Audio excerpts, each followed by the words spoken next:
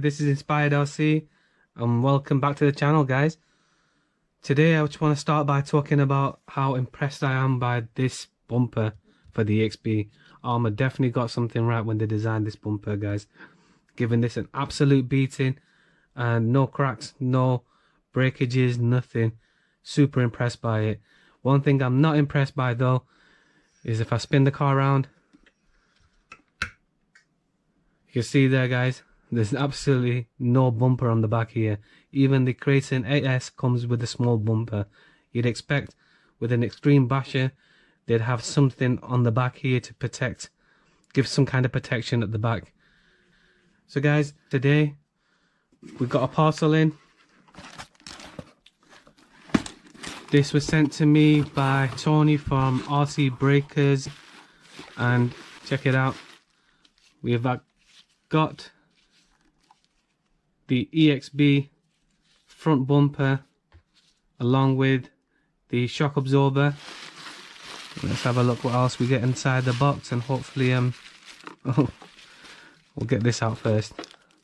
Right, so in there is a plastic cover for the hinge pin brace and all the screws that you're going to need. What else do we have? Got a lollipop as well. My 3-year-old will love that. Thank you very much, Tony. These guys break down EXB and Arrma Big Rock V3s, brand new ones, and they sell them off as individual parts. So guys, check it out. This is brand spanking new. Got no marks on it. Really impressed by that. The part number for it is Arrma 320573. Cost around £20 if you were to buy this brand new. If you were to purchase this from rcbreakers.co.uk, it would only cost you £14, guys. It's a no-brainer. The thing's brand new and you save yourself a few pounds as well. So guys, be sure to check them out. I'll leave the link in the description below. So let's see how we're gonna, roughly it's gonna be attached something like that there, which I think gives it a whole load of protection. Let's get on with it. Like I said, I think you get all the screws that you would need. What I'm interested in is in this part here. Now this part's important, guys. This is gonna attach. Let's get you further down. Yeah, it's gonna attach on the back of there, and you can see there's 3 holes there, and you've got the 3 holes at the bottom of the bumper as well. So all this is gonna hold the bumper intact and in place. So first of all, I think what we'll do is we'll get the car off the stand. Let's get it upside down. I've got an RPM bumper already, a skid plate already installed on the side of this car. We'll get that removed as well. This itself will have that function now.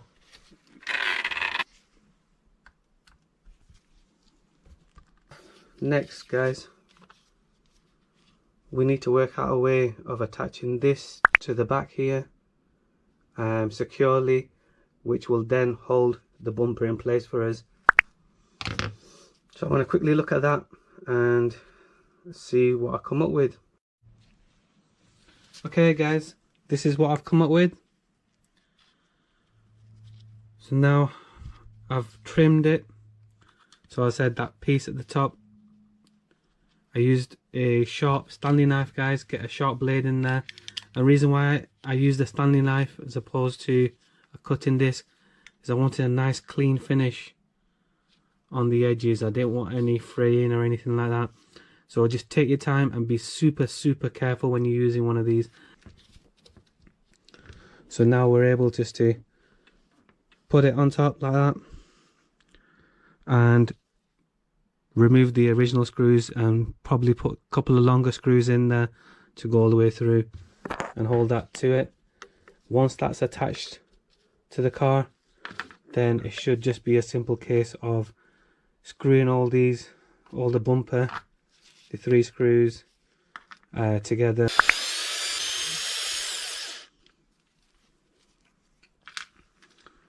So now guys, what I need to do is I need to find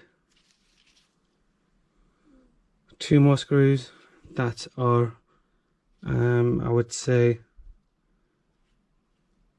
at least 5mm longer than what these screws are now.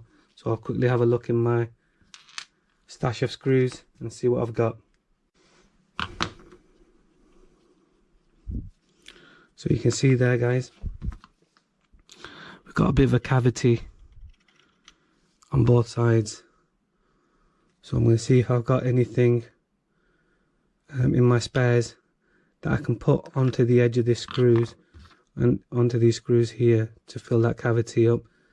And also you see here we're raised away from the from this brace because of the hinge pin retainers. So I need to fill up that area, this little area here, just to make everything nice and solid. So I'm going to have a quick look and see what I've got, and hopefully I'll be back with you shortly. Okay guys, this is what I've come up with now. So we've got slightly longer screws. This is your stock screw, and then that's your longer screw. So the new screws now are an M3 by 18mm.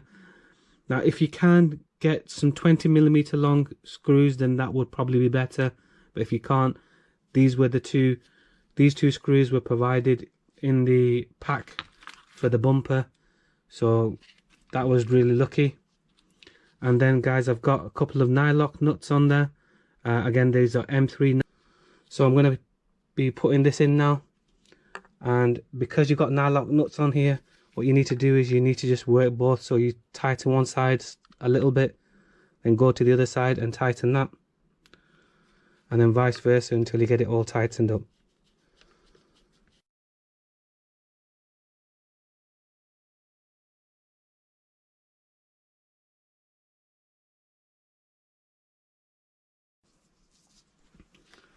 But that's on nice and tight guys.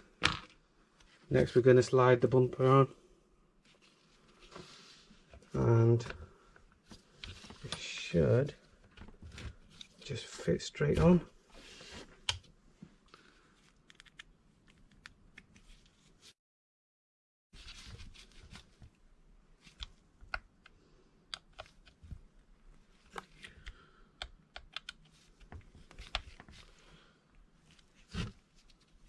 Okay, so they're in now. We'll put the couple of screws that we need to put in at the top. And I said we might need to remove the spoiler to do that, so I'll quickly whip that off. I'll get it spun round. We'll get them 2 screws in. Okay, so now that the spoiler is back on again, we've got to finish securing the bumper to the chassis now. So I'll quickly whip it over and have a look to see how we can do this. So the 4 holes on the bottom of the bumper here, and getting some longer screws to put straight through there. As I said, I do still have my RPM bumper, so the 4 holes that I do need are already on this bumper. So I just need to line that up, mark it, and drill some holes through there and get that done, and I should be back with you shortly. Okay, so we're finally done. The bumper is now attached. Let's turn her over.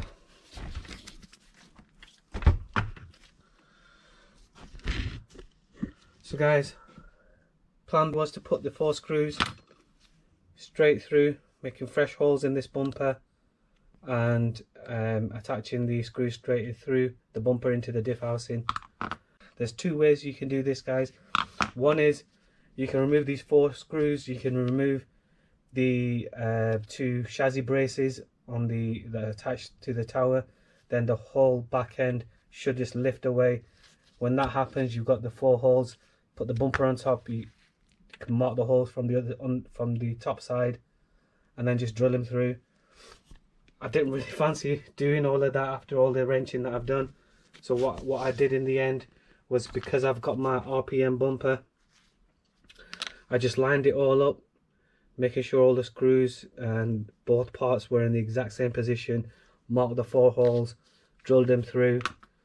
And one other thing that I did was just to countersink these screws a little bit. I'll show you on this little piece of plastic that we removed earlier on. So I made the hole, the initial hole, which is the same size as the screw itself. I think it's a 3mm. Then using the biggest drill bit I could find it. Using my hand, I just run the drill a few times on the surface, and because the drill is sharp, what's happened is it's removed some material, and as it removes the material, I'll show you on this side here. You can see this is my test piece. It's actually allowing me to make a countersink. Now, don't want to be putting this into a drill because you don't want to be taking too much material away. This is just soft plastic. Once I was happy with that, guys, I just put the screws in. You can see they're quite flush with the surface now. So I'm hoping they've got some protection at least. And what I'll do is I'll just keep an eye on these screws, and if they do start grinding away, I'll just replace them before it gets too late.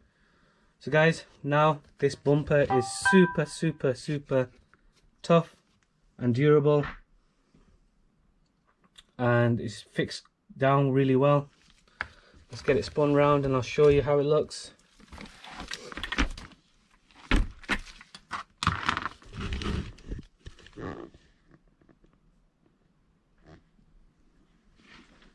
So really happy with that.